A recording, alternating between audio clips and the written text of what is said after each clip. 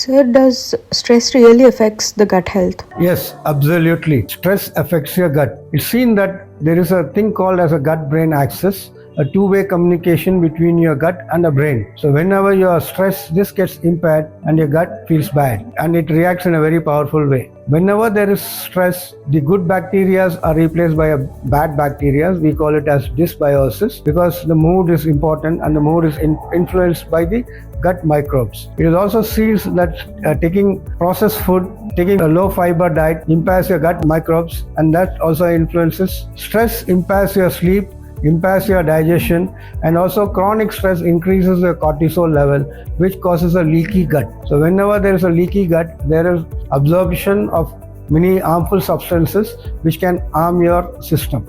So it is seen that stress impairs your gut health.